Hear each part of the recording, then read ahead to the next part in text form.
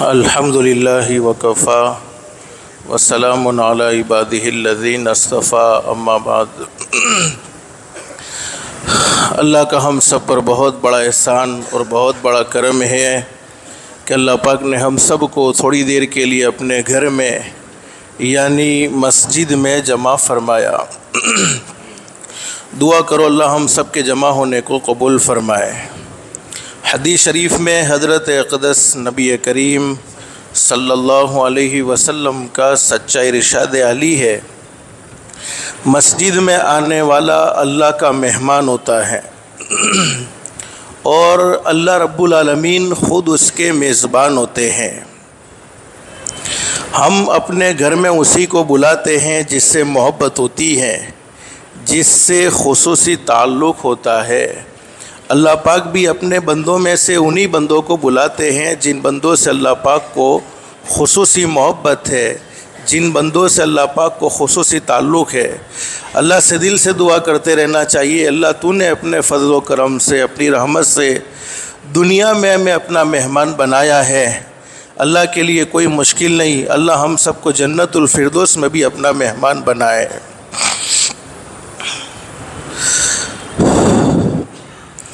میرے بھائیوں، باہر جو احباب کھڑے ہوئے ہیں دین کی باتیں ادب سے سنیں گے تو انشاءاللہ فائدہ ہوگا، اس لیے تمام احباب سے درخواست ہے کہ اندر مل کر بیٹھنے کی فکر کرے۔ حضرت تشریف لا چکے ہیں، انشاءاللہ حضرت کی باتیں دھیان اور توجہ سے سنیں گے۔ اللہ کی ذات عالی سے امید ہے اللہ پاک ہماری زندگیوں کو بدلے گا۔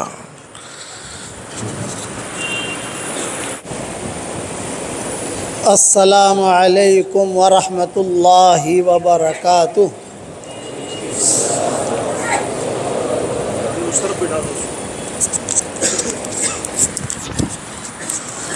الحمد للہ نحمده ونستعینه ونستغفره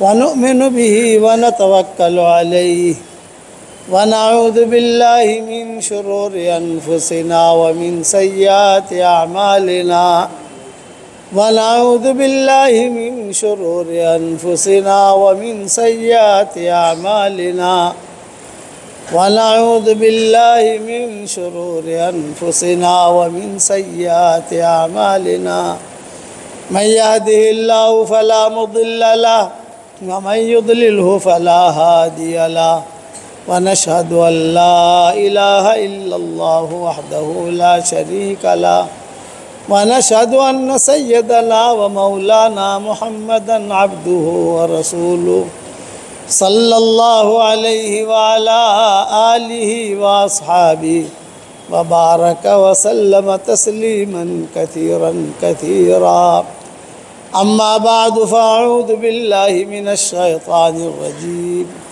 بسم اللہ الرحمن الرحیم۔ یا ایہا الذین آمنوا اذکروا اللہ ذکرا کثیرا وسبحوہ بکرتا واصیلا، هو الذی یصلی علیکم وملائکتہ لیخرجکم من الظلمات الی النور وکان بالمؤمنین رحیما، تحیتهم یوم یلقونه سلام وأعد لهم اجرا کریما۔ یا ایہا النبی انا ارسلناک شاہدا ومبشرا ونذیرا وداعیا الی اللہ بإذنہ وسراجا منیرا، وبشر المؤمنین بأن لهم من اللہ فضلا کبیرا، ولا تطع الكافرين والمنافقين ودع أذاهم وتوكل على الله وكفى بالله وكيلا۔ صدق اللہ العظیم۔ قابل احترام بھائیوں، دوستو، بزرگوں، اللہ جل جلالہ عم نوالہ نے ہم سب کو حضور صلی اللہ علیہ وسلم کی امت میں پیدا فرمایا اور ہمارا بھاؤ بہت بڑھا دیا، عمریں ہماری کم کر دی۔ 60 سال 70 سال، اور ریٹ ہمارا بہت بڑھایا، نیکیاں بڑھانے کے اسباب بہت بتائے اور گناہ معاف کرانے کے اسباب بہت بتائے۔ پچھلی امتوں میں یہ نہیں تھا، پچھلی امتوں میں ان کی عمریں بہت ہوتی تھی لیکن ریٹ ان کا اتنا زیادہ نہیں تھا۔ قوم عاد، قوم سمود، ان کے وہاں 400 سال میں جا کر بچہ بالغ ہوتا تھا، لڑکا ان کا۔ وہ بوڑھا کب ہوتا ہوگا، شادی کب کرتا ہوگا، مرتا کب ہوگا، آپ سمجھے نا۔ اور ہمارے یہاں یہ کہ 15 سال میں شادی ہو جاتی ہے، 20 سال میں کبھی کبھی جو ہے باپ دادا بن جاتا ہے، نانا بن جاتا ہے، گاڑی چلتی رہتی ہے۔ عمریں ہماری کم کر دی لیکن بھاؤ بہت بڑھایا۔ کیوں کہ یہ حضور صلی اللہ علیہ وسلم کی امت ہے۔ فضائل بہت بیان کیے، فضائل اس امت کے لیے، کیا وضو کرو تو گناہ معاف ہو جائیں گے، یہ کہا میاں بیوی ایک دوسرے سے خالی محبت سے مصافحہ کریں تو دونوں کے گناہ جھڑنے لگیں گے۔ طبرانی کی حدیث ہے کہ میاں بیوی ایک دوسرے سے مصافحہ کریں محبت سے تو 10 انگلیاں اس کی ہے، 10 انگلیاں اس کی ہے، تو ان انگلیوں سے گناہ جھڑتے ہیں۔ جیسے پانی کا نل جو ہوتا ہے، آپ نل کھولو تو پانی کیسا گرتا ہے، دھڑ دھڑ دھڑ دھڑ، ایسا اس طریقے سے گناہ جھڑتے ہیں۔ یہ حدیث میں بتایا۔ سبحان اللہ و بحمدی ایک مرتبہ پڑھ لے آدمی تو جنت میں سونے کا درخت لگ جاتا ہے، 2 مرتبہ پڑھ لے تو 2 درخت لگ جاتے ہیں۔ جنت میں لکڑی نہیں ہوتی، جنت کے جو درخت ہے وہ سونے کے تنے ہوتے ہیں، اس کے تنے سونے کے۔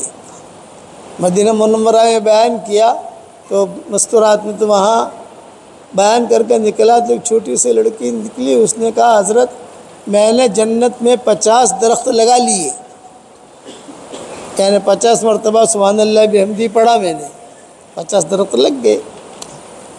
آگے چلے تو اس کی بڑی بہن آئی، اس نے 50 لگائے، میں نے 100 لگائے۔ یہ فضائل بیان کی کہ پچھلی امت میں فضائل تھے، یہ کہا نا، اشراق پڑھنے کے فضائل، تہجد پڑھنے کے فضائل، اوابین پڑھنے کے فضائل۔ اللہ تعالیٰ نے ہمارے لیے اتنا آسان کیا کہ روزانہ ہم 5 حجوں کا ثواب لے سکتے ہیں۔ کتنے حج بھائی؟ 5 نفلی حجوں کا ثواب ہم روزانہ لے سکتے ہیں۔ اور کیسے لے سکتے ہیں؟ جو آدمی اپنے گھر سے نماز کے لیے چلے اور مسجد میں آوے تو اسے ایک یعنی مقبول حج کا ثواب ملتا ہے۔ نفلی حج ہے لیکن اس کا حج کا ثواب ملتا ہے۔ 5 نمازیں ہمارے یہاں، 5 حجوں کا ثواب روزانہ ہم لے سکتے ہیں۔ پچھلی امتوں میں یہ تھا نہیں۔ نیکیاں بڑھانے کے اسباب بہت بتائے، کرنے والے کم ہیں۔ کیوں کرنے والے کم ہیں؟ اس لیے کم ہے کہ وہ یقین والی معیار نہ، یقین والا معیار نہیں۔ میوات کی جماعت تھی، نظام الدین سے روانہ ہوئی اور میوات میں پہنچی تو وہاں جا کر وضو کرنے لگے تو ایک بڑے میاں بیٹھے بیٹھے رو رہے ہیں۔ یہ کیوں رو رہے چچا؟ یہ فرمایا ہے سب کے پاس مسواک ہے، میں مسواک بھول گیا، تو ان کو تو جو ہے مسواک والی نماز کا ثواب ملے گا، میرے پاس مسواک نہیں ہے تو مجھے بغیر مسواک والی نماز کا ثواب ملے گا۔ اب میں رو رہا ہوں کہ کہیں سے اللہ میرے لیے مسواک کا انتظام کرے، کہیں سے میرے لیے مسواک کا انتظام کرے، کہیں سے میرے لیے مسواک کا۔ تو کسی نے کہا میں لاتا ہوں، وہاں تو درخت بہت ہوتے ہیں نا۔ ایک آدمی اوپر چڑھا، اس کو توڑ تاڑ کے مسواک لا کے دیا، لے مسواک والی نماز پڑھ۔ وہ استحضار ہے، نیکی کا استحضار، کہ بغیر استحضار کے اللہ تعالیٰ کسی کو دیتا نہیں ہے، یاد رکھنا۔ آج کل ہمارے اندر غفلت بہت ہے۔ علماء نے لکھا ہے کہ آدمی کے زوال کی سب سے پہلی علامت ہے غفلت۔ یہ سب سے پہلی علامت ہے کہ غفلت آئی، یہ کہ یہ آدمی ڈوبا۔ بڑے بڑے جہاز ڈوب جاتے ہیں۔ دینے کے لیے بہت کھول دیا اللہ نے۔ ایک دعا بتائی حدیث شریف میں، آدمی صرف ایک مرتبہ پڑھ لے تو دنیا بھر میں جتنے مسلمان مرد اور عورتیں ہوں گے ان سب کے برابر اللہ اسے نیکیاں دے گا۔ اب بتاؤ، پڑھوا دوں آپ کو دعا؟ پڑھو میرے ساتھ، ربنا اغفر لی ولوالدی وللمؤمنین یوم یقوم الحساب۔ جو ایک مرتبہ پڑھ لے، جس نے بھی پڑھا اس کے اکاؤنٹ میں اس وقت میں دنیا میں جتنے مسلمان مرد اور عورتیں ہیں ان سب کے برابر اس کے اکاؤنٹ میں نیکیاں آ گئیں۔ کتنا آسان ہے ہمارا دین، کرنے والے کم ہیں۔ میری جتنی کتابیں آتی ہیں، میرے جتنے ترجمے آتے ہیں، تقریباً 17 قسم کے ہمارے قرآن آ گئے، الگ الگ ترجمے اور وقف والا قرآن، تجوید والا قرآن، یہ 17 قسم کے۔ میں ہر جگہ پر ہماری کتابوں میں یہ دعا لکھوا دیتا ہوں اور نیچے حوالہ لکھ دیتا ہوں کہ کم سے کم امت ایک مرتبہ تو پڑھ لے، نیکیاں تو مل جائے گی۔ آج نیکیوں کی ہمیں قدر نہیں ہے، نیکیوں کی قدر حشر کے میدان میں ہوگی۔ ایک نیکی کی وجہ سے پریشان ہوگا، ایک نیکی آئے گا اللہ کے دربار میں، اللہ تعالیٰ کہیں گے سب کچھ تیرا ٹھیک ہے، ایک نیکی لا تو جنت ملے گی، ورنہ جنت نہیں ملے گی۔ اللہ پاک ایک نیکی، میں ہاں تو کیا سمجھے گا، ایک نیکی تو کوئی بھی دے دے گا، تو سب سے پہلے ماں باپ کے پاس جائے گا، امی ایک نیکی دے دو، جنت سامنے ہے۔ اللہ نے کہا ہے کہ ایک نیکی، بس ایک نیکی۔ تو ماں کہے گی بھائی تو کون ہے، میرا تیرا رشتہ ہی نہیں ہے، بھاگ یہاں سے، ابھی تو میں پریشان ہوں، میرے پاس نہیں ہے۔ باپ بھی انکار کرے گا، دوستوں کے پاس جائے گا وہ انکار کریں گے، بھائی انکار کریں گے۔ اس کو کہتے ہیں یوم یفر المرء من اخیہ وامہ وابیہ وصاحبتہ وبنیہ لکل امرئ منہم یومئذ شأن یغنیہ۔ یہ بیوی انکار کرے گی، بھائی انکار کرے گا، شوہر انکار کرے گا، یہ ماں باپ انکار کریں گے۔ اب پریشان ہے، دنیا میں نیکی کمانا کتنا آسان ہے اور وہاں نیکی کمانا کتنا مشکل ہے۔ ایک نیکی کی وجہ سے پریشان رہے گا، روایتوں میں آتا ہے، پریشان ہو جائے گا۔ یہ کہے گا کہ اللہ، دنیا میں جس سے میری محبتیں تھیں آج تو سب نے ساتھ چھوڑ دیا۔ اسی کو کہتے ہیں قیامت، اور یہ کچھ پتہ نہیں قیامت کب آئے گی، یہ کچھ نہیں کہہ سکتے کہ قیامت کب آئے گی، یہ نہیں کہہ سکتے آپ۔ اب دن قریب آ رہے ہیں، اس میں کوئی شک نہیں ہے۔ حالات آئیں گے دنیا کے اندر، اتار چڑھاؤ، دنیا کروٹ لے گی، کروٹ جیسے کروٹ لے رہی ہے، کبھی یہاں حال، کبھی یہاں حال، کبھی یہاں حال، کبھی یہاں حال۔ حدیث شریف میں آتا ہے قیامت کے قریب 3 بڑے بڑے حالات 3 ملکوں پر آئیں گے۔ کتنے ملکوں پر بھائی؟ 1 اربوں پر آئیں گے جو بھی چل رہے ہیں، ایک مغرب میں آئیں گے یعنی امریکہ وغیرہ، یورپ امریکہ، اور ایک مشرق میں آئیں گے یعنی چائنا وغیرہ۔ یہ 3 جگہوں پر حالات آئیں گے، اس کے بعد قیامت کے آثار شروع ہو جائیں گے۔ یہ شروع ہو گیا، یہ لیندے اکھاڑ پچھاڑ شروع ہو گیا۔ ایسے حال آئیں گے کہ سود کو حلال سمجھے گا۔ اب تو سودی کاروبار کو کوئی برا بھی نہیں سمجھتا، پہلے تو سودی کاروبار کو برا سمجھتے تھے، لیکن اب تو برا بھی نہیں سمجھتا، اب تو جو ترقی سمجھتا ہے کہ ارے پیسے آ رہے ہیں، کہ اپنا اس کا معبود جو ہے وہ پیسہ ہو جائے گا۔ یہ کتابوں میں لکھا ہے کہ اب جو ہے برادریاں پہلے سود چھوڑ کر دین کی طرف آئی تھی، اب دین چھوڑ کر سود کی طرف جا رہی ہے۔ سود کا دھواں بھی گھر میں پہنچے گا، بیت اللہ کو اللہ اٹھا لے گا، حرم شریف مسجد نبوی کے اندر کتے داخل ہو جائیں گے، تو صحیح حدیث ہے۔ منبر پر پیشاب کریں گے کتے منبر شریف پر، مدینہ خالی ہو جائے گا.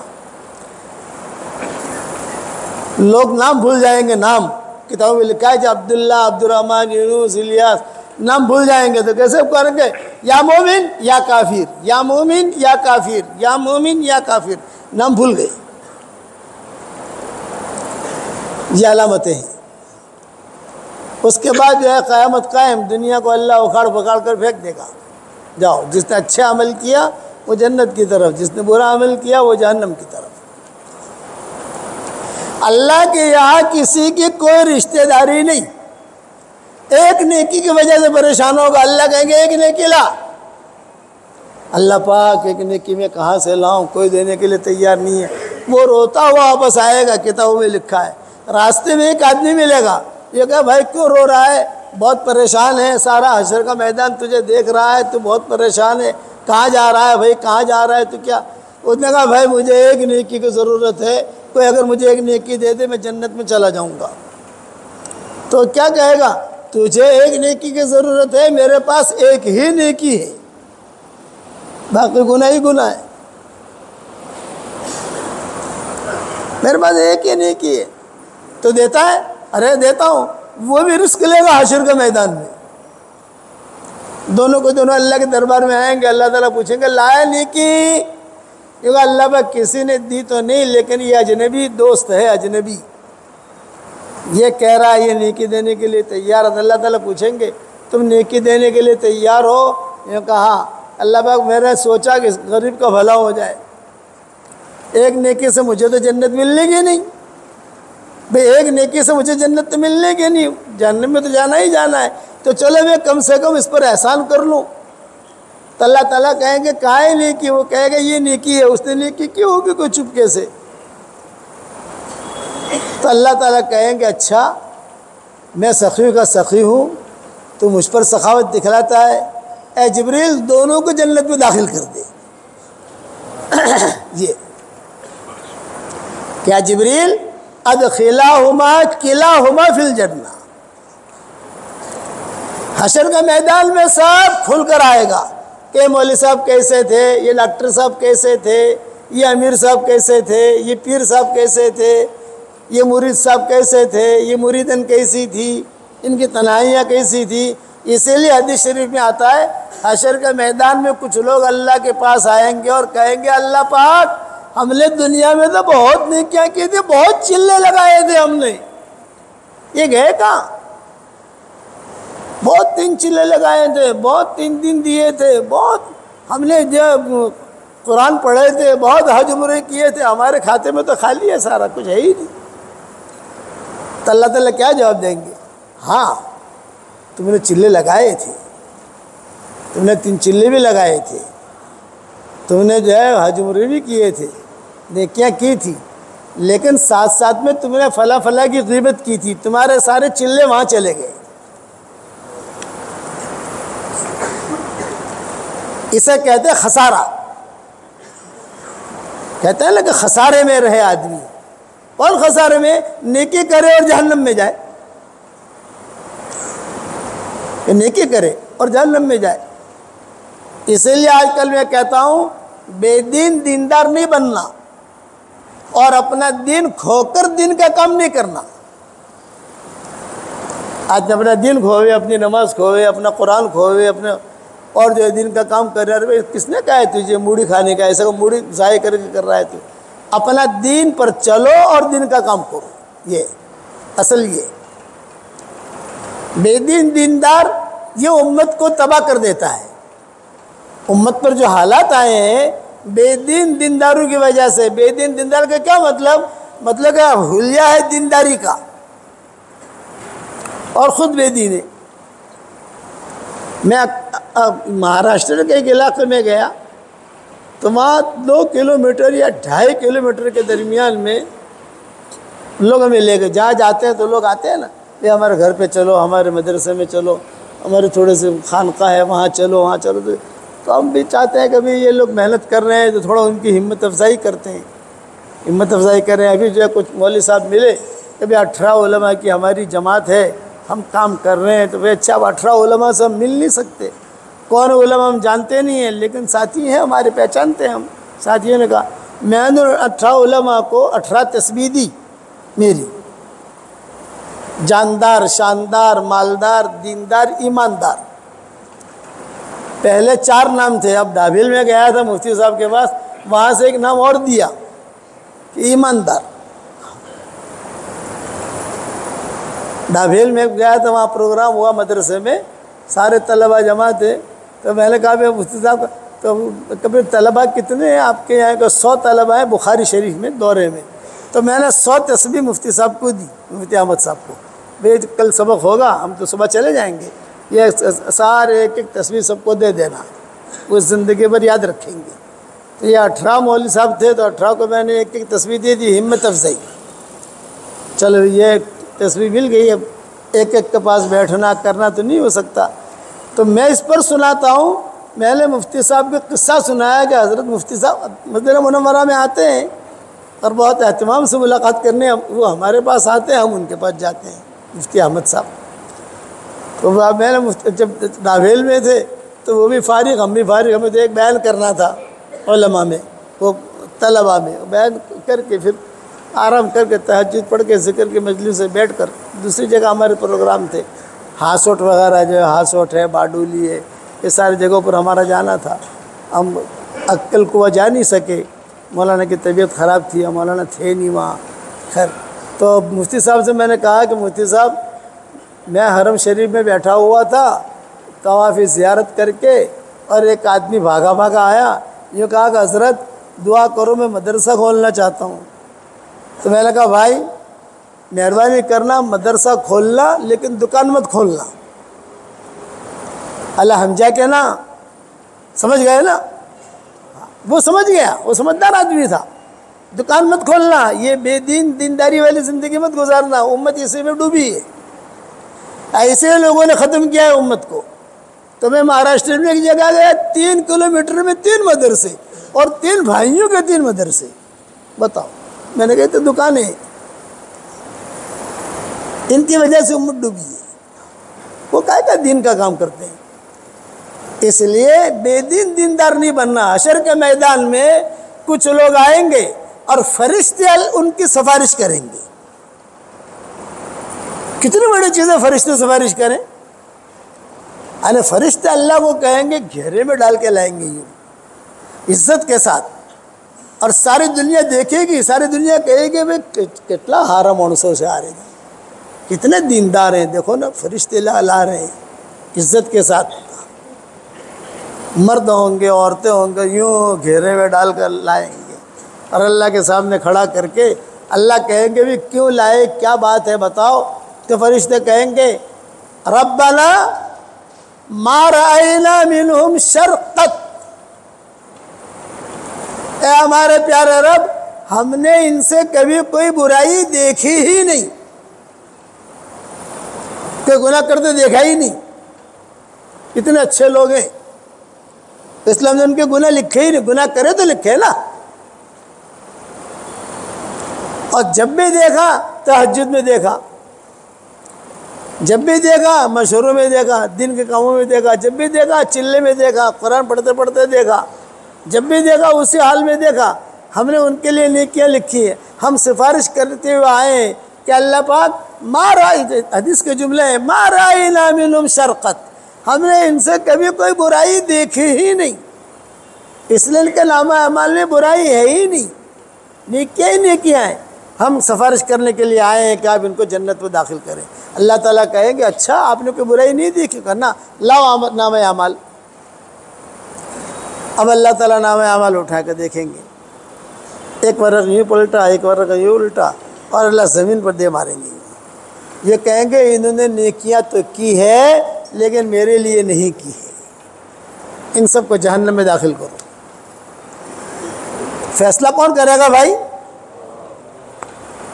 وہاں چالاکی نہیں چلتی، دنیا میں تو ہیرا پھیری چل جاتی ہے، ایک کو بیوقوف بنا دیا، ایک کو ٹوپی پہنا دیا، ایک کو یہ دے دیا، ایک کو یہ کر لیا، ایک کو یہ کر لیا، وہ چل جائے گا۔ دنیا میں پردہ اللہ تعالیٰ ڈال دیں گے، وہاں پردہ نہیں ڈلتا، اس لیے وہاں جانا ہے۔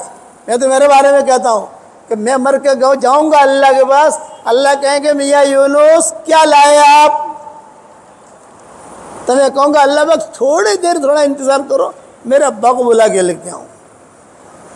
میرے ابا نے بہت دن کا کام کیا ہے اور بہت لوگوں کو باتیں سمجھائی ہیں اور پورا مرکز سنبھالا ہے اور اتنے سالوں تک بیان کیا ہے۔ اللہ کہیں گے نہیں نہیں نہیں نہیں، تمہارا ابا کو ہم پوچھیں گے آپ بتاؤ کیا لائے، آپ بتاؤ آپ کیا لائے۔ تو حشر کے میدان میں جب ہم کھڑے ہوں گے اور اللہ تعالیٰ آنکھوں میں آنکھیں ڈال کر پوچھے گا آپ کیا لائے، آپ کہو گے امیر صاحب کو بلا کے لاتا ہوں، پیر صاحب کو بلا کے لاتا ہوں، ڈاکٹر صاحب کو بلا کے لاتا ہوں، میری بیوی بہت دیندار تھی اس کو بلا کے لاتا ہوں، ذرا یہ کرتا۔ اللہ کہنے آپ کیا لائے بتاؤ۔ اس کو کہتے ہیں کل امرئ بما کسب رہین، وَكُلَّ إِنسَانٍ أَلْزَمْنَاهُ طَائِرَهُ فِي عُنُقِهِ وَنُخْرِجُ لَهُ يَوْمَ الْقِيَامَةِ كِتَابًا يَلْقَاهُ مَنْشُورًا اقْرَأْ كِتَابَكَ كَفَى بِنَفْسِكَ الْيَوْمَ عَلَيْكَ حَسِيبًا۔ یہ نامہ اعمال سامنے ہوں گے اور پھیلے ہوئے ہوں گے اور اللہ تعالیٰ کہیں گے اپنا نامہ اعمال پڑھ اور اپنا حساب خود کر، تیرا فیصلہ تو کر۔ اس کا کہتے ہیں استفت قلبک، اپنے دل سے پوچھ کیا کر کے آیا۔ تو وہ دن آنے والا ہے، یہ نہیں ہے کہ ہم جب ملک الموت کے ساتھ سیٹنگ کر لیں، ملک الموت میں تجھے بیک آؤٹ کرتا ہوں تو اب تو میرے گھر پر مت آنا، میری تیری کوئی دوستی نہیں ہے، میں تیرا بیک آؤٹ، میرے پاس آنا بھی مت، میں میرا ایڈریس بھی نہیں دوں گا۔ آپ جتنا بھی بیک آؤٹ کرو وقت پر پہنچ جائے گا وہ اور لے کے چل دے گا، معاملہ ختم۔ اس لیے اپنی آخرت کیوں بگاڑنی بھائی، یہ یاد رکھنا۔ ہماری دادی رحمۃ اللہ علیہ تھی، اللہ ان کی قبر کو نور سے منور فرمائے، وہ ہمارے والد صاحب کو کہتی تھی کہ عمر اپنی نیکیاں کسی کو دینے کی نہیں، یعنی غیبت نہیں کرنے کی، اپنے نیکیاں کے، اور اگر کبھی غیبت کرنے کا شوق ہو جائے تو میری غیبت کرنے کی، تاکہ نیکیاں گھر گھر میں رہیں۔ یہ ہماری دادی کہتی تھی ہمارے والد صاحب کو بچپن میں کہ کسی کی غیبت کر کے اپنے نیکیاں کائے کو کھونے کی، بڑی مشکل سے تو نیکیاں جمع کی ہیں۔ حشر کے میدان میں آدمی بھوکا رہے گا اور جانا ہے وہاں، ایک ایک چیز کا حساب دینا ہے، کسی کو چھٹی نہیں ہے۔ یہ سمجھو کہ چھٹی ہو جائے گی، یہ کیا وہ کیا وہ کیا، نہ جتنا بھی آپ چھپ کر کرو وہاں کھلا ہوا ہے، آپ کے دل میں کیا ہوا ہے وہاں کھلا ہوا ہے۔ آدمی کے دل میں خیر ہوتی ہے تو اللہ اسے خیر ضرور دیتا ہے، اللہ کا وعدہ ہے۔ اِعْلَمِ اللَّهُ فِي قُلُوبِكُمْ خَيْرًا يُؤْتِكُمْ خَيْرًا، یہ وعدہ ہے، تمہارے دلوں میں خیر ہوگی ہم تمہیں خیر دیں گے۔ یہ صلاح الدین ایوبی جو تھے نا، ان کے والد بہت بڑے مالدار تھے، شاہی خاندان تھا، کرد ترکی میں کرد ایک علاقہ ہے، یہ کردی تھے۔ کردی خون جو ہوتا ہے بہت مضبوط ہوتا ہے اور بہت مضبوط قوم ہوتی ہے وہ۔ ہمارا دسمبر میں پروگرام تھا، یہ ابھی نومبر چل رہا ہے، دسمبر کا پورا مہینہ ہمارا ترکی کا سفر تھا، کرد وغیرہ سب جگہ ہمارے پروگرام بن گئے تھے، سب جگہ، استنبول، قاہرہ، یہ وہ، اصحاب کہف، یہ سب جگہ ہمارے سب سیٹ ہو گئے تھے پروگرام، ٹکٹیں بھی تھی، اب کہاں ٹھہرنا ہے کیا کرنا ہے، سارا کا سارا نظام بن گیا تھا، سب جماعتی بن گئی تھی ہماری، ساتھیوں کی، گھر والوں کی، یہ سب۔ لیکن پھر یہ حالات شروع ہو گئے، یہ جو حالات شروع ہوئے نا عربوں میں، تو وہاں پر بھی حالات آئے، وہ سفر ہم نے کینسل کیا تھا۔ کردوں میں بھی ہمارا پروگرام تھا، تو صلاح الدین ایوبی کے جو والد تھے یہ کردی تھے اور بہت مالدار رئیس، تو ان کے والد شادی نہیں کرتے تھے۔ میں کس پر سناتا ہوں، دل میں خیر ہوگی تو اللہ خیر دے گا، اس لیے اپنے دل کے چمن کو آباد رکھو، اپنے دل کے چمن کو اجاڑو مت، اپنا دل کا جو چمن ہے اس کو اجاڑو مت، آباد رکھو، اچھی نیتیں رکھو۔ تو شادی نہیں کرتے تھے، اب رئیس آدمی شادی کرنے کے لیے تیار نہیں، تو کسی جگہ جب ان کے پروگرام ہوتے تھے کھانے کے پینے کے، گیدرنگ شادی کی، کہیں نہ کہیں، تو ان کی بہنیں، ان کی جو ہے بھانجیاں، بھتیجیاں، بھابیاں تو ان میں سب سے آگے ہوتی ہیں. تو بھابیاں سب کہتی تھی ارے تم شادی کرو، تم اتنا عمر ہو گئی تمہاری، بڑا ہو کے شادی کرو گے تمہارا مال کس کے پاس جائے گا، شادی کرو شادی کرو. میں ایک ہی بات رٹ لگاتی تھی، شادی کا صلاح الدین ایوبی کے والد کو، شادی کرو شادی کرو. تو وہ جواب میں کہتے تھے دیکھو مجھے شادی نہیں کرنی. ارے پاگل آدمی ہے، شادی نہیں کرنی، تیرا مال کہاں جائے گا؟ شادی کر، اولاد ہوگے، مال اس کے پاس جائے گا. وہ کہ نہیں شادی نہیں کرنی. اب جب بہت اصرار کیا تو اب صلاح الدین ایوبی کے والد نے کہا اچھا میرا نکاح کرانا چاہتے ہو تو لڑکی ڈھونڈو میرے لیے، لیکن ایسی لڑکی سے میں شادی کروں گا جو میرا ہاتھ پکڑ کر مجھے جنت میں لے جائے. یہ شرط لگائی صلاح الدین ایوبی کے والد نے. تو سب ہنسنے لگے خاندان والے، شاہی خاندان تھا، سب ہنسنے لگے ارے پاگل ہو گیا، ایسی لڑکی کہاں ملے گی تجھ کو؟ وہ تو جنت میں ملے گی ایسی لڑکی، تو یہ ایسی لڑکی دنیا میں نہیں ملنے کی. کوئی اگر مرد یہ چاہے کہ مجھے ایسی بیوی ملے کہ اس میں کوئی عیب نہ ہو تو بغیر بیوی کے رہے گا انشاءاللہ. اور اگر کوئی عورت یہ چاہے کہ مجھے ایسا شوہر ملے کہ اس میں کوئی عیب نہ ہو تو بغیر شوہر کے رہے گی وہ. یہ میں نے نظام الدین سے، ہمارا وہ گولڈن ورڈ چلتا ہے نا، تو گولڈن ورڈ میں میں نے صبح بھیجا تھا ہمارا بھائی فاروق بنگلور کے، فوراً ان کا مجھے فون آیا یہ جلدی ساتھیوں کو بھیجو جلدی تاکہ ساتھیوں کی قدر کریں. فوراً ان کا فون آیا. میں سال میں پہلے 1 مہینہ نظام الدین 2 مہینہ گزارتا تھا، پھر جو حالات آئے تو 1 مہینہ کر دیا. اب جو ہے سال میں خالی 15 دن رہتا ہوں وہاں. والد صاحب کی قبر ہے، پھر ساتھی ہے، یہ پرانا ہمارا یادگارانہ ہے. تو میں وہاں پر تھا تو میں فاروق کا مجھے فون آیا فوراً. حالانکہ بیچارہ فون نہیں کرتے، خود مشغول آدمی ہے، بڑھاپے کے اندر بیمار بھی ہے، مشغول بھی ہے. ان کا مجھے فون آیا یہ میسیج سارے ساتھیوں کو کرو آپ. میں نے کہا آپ کے پاس جتنے نمبر ہے آپ کرو، میرے پاس جتنے نمبر ہے میں کرتا ہوں. کہ کوئی آدمی اگر یہ سمجھے کہ مجھے ایسا ساتھی ملے کہ اس میں کوئی عیب نہ ہو تو بغیر ساتھی کا رہے گا. تو صلاح الدین ایوبی کے والد جو تھے یہ کہتے تھے کہ ایسے لڑکی سے شادی کرنی ہے جو میرا ہاتھ پکڑ کے جنت میں لے جائے. تو یہ سب کہیں کہتے تھے کہ پاگل ہو گیا ہے تو، ایسے کہاں سے ملے گی؟ صلاح الدین ایوبی کے والد کیا کہتے تھے؟ یعلم اللہ فی قلوبکم خیرا یؤتکم خیرا. اللہ تعالیٰ تمہارے دلوں کو دیکھتا ہے، تمہارے دلوں میں خیر ہوگی اللہ تمہیں خیر دے دے گا. کہاں سے دے گا یہ مت پوچھو. کبھی کبھی شیطان کے ذریعے بھی اللہ خیر دے دیتا ہے جھوٹا اور ہے شیطان. ابو ہریرہ کو آیت الکرسی سکھانے والا شیطان تھا. آپ نے فرمایا کم بخت جھوٹا ہے لیکن بات صحیح بتا گیا. یہ آپ نے بتایا حضور صلی اللہ علیہ وسلم نے ابو ہریرہ کو، ہے وہ جھوٹا شیطان تھا لیکن بات صحیح بتا گیا ہے وہ. تو صلاح الدین ایوبی کے والد کہتے تھے میرے دل میں یہ ہے، میں ڈھونڈ رہا ہوں ایسے لڑکی، اللہ کہیں نہ کہیں سے لائے گا. شادی نہیں کرتے تھے وہ. تو صلاح الدین ایوبی کے والد کے ایک پیر تھے، چھوٹی سی ان کی مسجد تھی. تو صلاح الدین ایوبی کے والد، آپ کرد جاؤ گے وہاں تو وہاں کرد جا کر آپ دیکھو گے چھوٹے چھوٹے مسجدیں بنی ہوئی ہیں وہاں.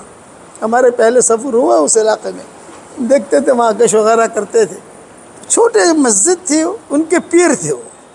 وہ پیر کے پاس جا کر روزانہ عصر مغرب عشاء صلاح الدین ایوبی کے والد پڑھتے تھے. کبھی سیب لے جاویں، کبھی کھانا لے جاویں، کبھی کچھ پیسے لے جاویں. مالدار تو آپ مالدار آدمی تھے.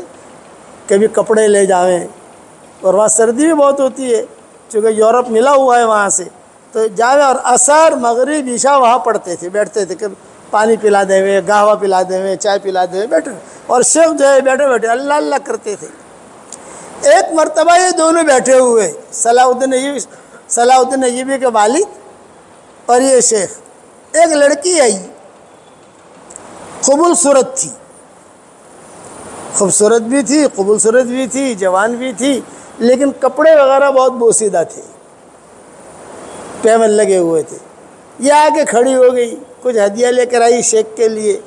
تو شیخ نے دیکھا، شیخ نے کہا ارے بیٹی تو نے نکاح نہیں کیا اب تک؟ تو میں حضرت جی میں نے نکاح نہیں کیا. کب نکاح کرے گی تو؟ اب تو بڑی ہو گئی. نکاح کر لے. تو اس نے کہا حضرت جی دعا کرو مجھے ایسے آدمی سے نکاح کرنا ہے جو میرا ہاتھ پکڑ کے جنت میں لے جائے. یہ بیٹھے ہوئے تھے صلاح الدین ایوبی کے والد. ارے یہ بھی ایسی بیوی چاہتا ہے اور تو بھی ایسا چاہتی ہے, بلاؤ سب کو. معروف آدمی تھے تو انہوں نے سب کو بلایا اور نکاح کر دیا. اس کے پیٹ سے یہ صلاح الدین ایوبی پیدا ہوئے. اور صلاح الدین ایوبی نے کتنا کام کیا وہ تو تمہارے ہمارے سامنے. تو دل میں خیر ہوتی ہے تو وہ آدمی کبھی محروم نہیں ہوتا.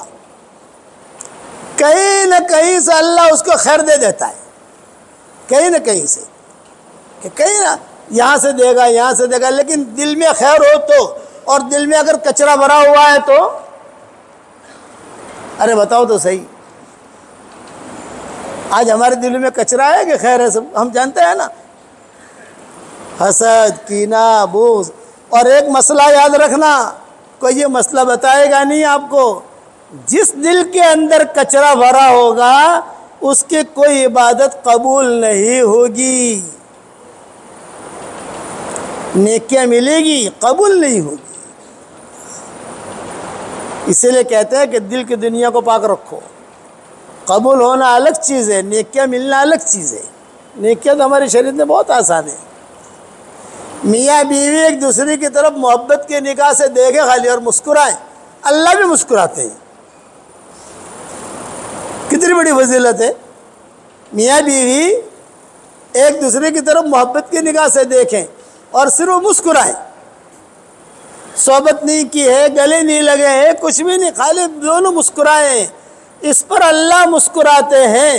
گھر جا کر عمل کر لینا. آج شب جمعہ ہے, کہنا مولانا نے کہا ہے اس لیے میں, لیکن محبت سے دیکھنا, اس شرط محبت سے. یہ نہیں کہ مول صاحب نے گدھو سے اتلا ہوس ہو تاری ماری لڑائی جیسے یہ تو سچ, یہ نہیں. یہ فضیلت بیان کی. اور قبول کرانے کے لیے کیا کہا, انما یتقبل اللہ من المتقین, تقوی والوں کا ہی اللہ قبول کرتا ہے. اب حشر کے میدان میں کہاں سے تقوی لاؤ گے بھائی؟ اس لیے آدمی ڈرتا رہے چلتا رہے. حضور صلی اللہ علیہ وسلم نے معاذ ابن جبل سے اپنی اشارہ کر کے بتایا تھا. یوں معاذ آخری نصیحت کی تھی, معاذ تم جا رہے ہو یمن, اس کا خیال رکھنا, پٹ پٹ بولنا نہیں. کتابوں میں لکھا ہے کہ چاہے آدمی نمازی ہو, چاہے آدمی روزہ رکھتا ہو, چاہے آدمی حج کرتا ہو, چاہے آدمی بہت بڑا ہو, لوگ سمجھتے ہیں کہ بہت بڑا ہے, لیکن حشر کے میدان میں اللہ تعالیٰ اس کی طرف دیکھے گا بھی نہیں اور اللہ تعالیٰ اس سے بات بھی نہیں کرے گا. پوچھا گیا کون ہے وہ آدمی کہ نمازی بھی ہے, قرآن بھی پڑھتا ہے, دن کا کام بھی کرتا ہے, سب لوگ بھی کہتے ہیں کہ باپو ہیں, بہت اچھے ہیں, سب کچھ ہے, لیکن اللہ تعالیٰ دیکھے گا بھی نہیں اور بات بھی نہیں کرے گا. من ہم یا رسول اللہ, کون ہے وہ؟ بولے یہ وہ لوگ, وہ مرد ہیں, وہ عورتیں ہیں جن کے زبان کی شر کی وجہ سے لوگوں نے ان سے ملنا جلنا چھوڑ دیا ہو.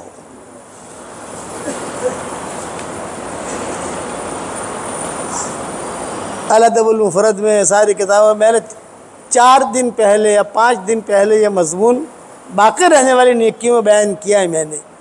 آج 5واں دن ہے غالباً. 5 دن میں 1,15,00,000 آدمیوں نے اسے دیکھا ہے یہ حدیث کو. کیسی زبردست حدیث ہے. زبان اور دل, زبان اور دل, پٹ پٹ پٹ پٹ بولنا نہیں. بولنے کے فضائل نہیں ملیں گے, خاموش رہنے کے فضائل ملیں گے. خاموش رہے گا اللہ اسے دے دے گا, لے پکڑ, کیا بولتا ہے کیا نہیں بولتا. صدیق اکبر کہتے تھے سب کے سامنے, اوردن الموارد, یہ صدیق اکبر کہتے تھے, مجھے میری زبان نے جو ہے گھاٹیے میں اتارا ہے. حضرت ابوبکر کہتے تھے. حضور نے فرمایا جس کے زبان کی شر کی وجہ سے لوگ اس سے ملنا چھوڑ دیں. ہوتا ہے نا یار, وہ خراب آدمی سے یار چوئی سلام کروانی چوئی بے رستہ کا بھی یار ابھا رہے ہو تو 10 باتوں ہمڑا سے ہوتے ہیں نا بات. لوگ دل کی خیر، یہ میرا جملہ یاد رکھنا، دل میں خیر ہوگی تو اللہ تمہیں خیر دے گا۔ کہاں سے دے گا وہ پوچھو مت آپ۔ بلخ کا ایک بہت بڑا بادشاہ تھا، مسلمان تھا، لیکن مسلمانوں سے ناراض تھا، بہت ناراض تھا۔ اس کے بلخ میں یہودی بھی رہتے تھے، نصارہ بھی رہتے تھے، یہ سب رہتے تھے، لیکن یہ مسلمان سے ناراض ہو گئے، سارے مسلمان علماء کو جمع کیا۔ یہ فرمایا میں تم لوگوں سے ناراض ہوں، میرے شہر میں رہنا ہے تو تم جو ہے اتنا ٹیکس بھرو، میرے شہر میں رہو، اور اگر آپ کو ٹیکس نہیں بھرتے میرا شہر چھوڑ دو۔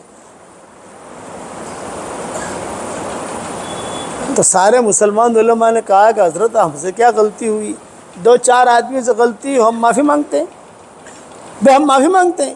فرمایا نہیں نہیں، مجھے تم لوگ پسند ہی نہیں ہو، تم ٹیکس بھرو تو رہو یا میرا شہر چھوڑو۔ بڑے پریشان کہ کیا کریں، فقہاء، علماء، خانقاہیں، مدارس، بادشاہ ناراض اور ٹیکس مانگ رہا ہے، پوری زندگی محنت کرے تو بھی ٹیکس نہیں دے سکتے ہم۔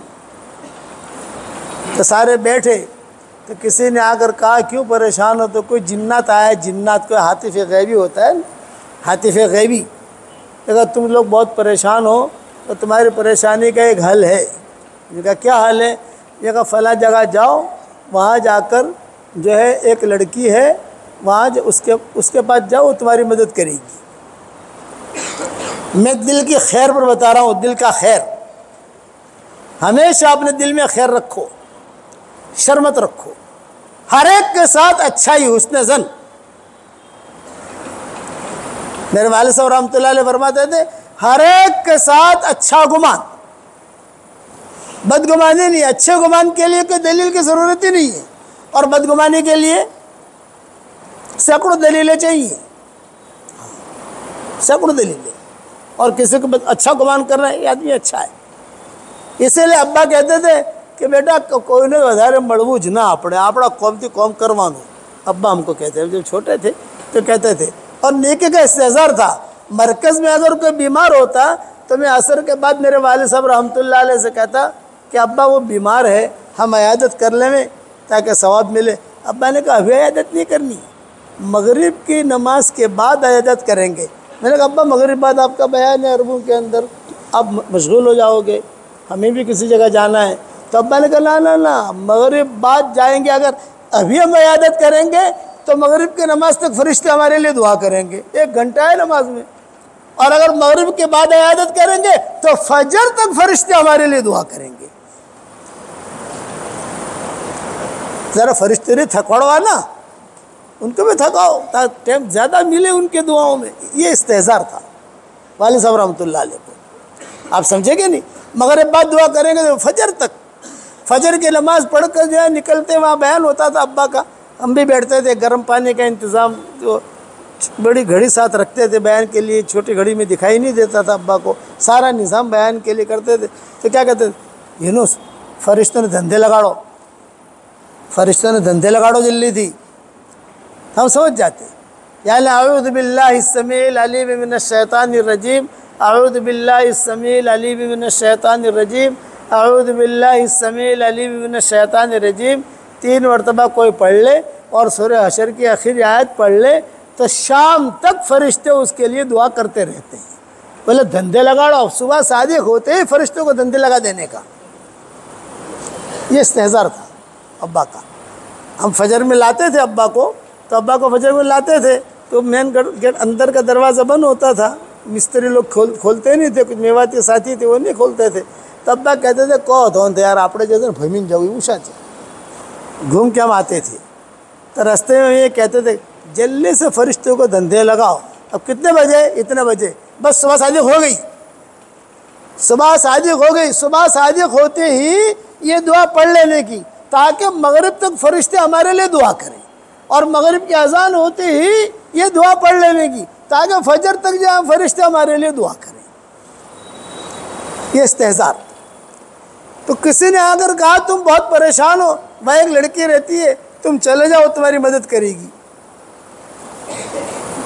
دلوں کی خیر،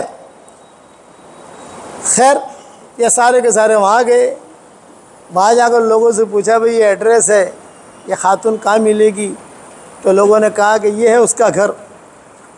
ارے اس کا گھر تو بوسیدہ ہے, دروازے کا ٹھکانہ نہیں ہے, سمجھے گے نہیں. اب یہ کیا مدد کرے گی اتنا سارا پیسہ؟ تو دوسروں سے پوچھا کہ غلط تو ایڈریس نہیں دے رہے ہیں. سب نے کہا نہیں یہی ہے, یہی ہے, یہی ہے, یہی ہے. اب یہ پریشان ہوئے کہ یار گھر تو ایسا دکھتا ہے نہیں, کوئی حلیہ تو دکھنا چاہیے نا.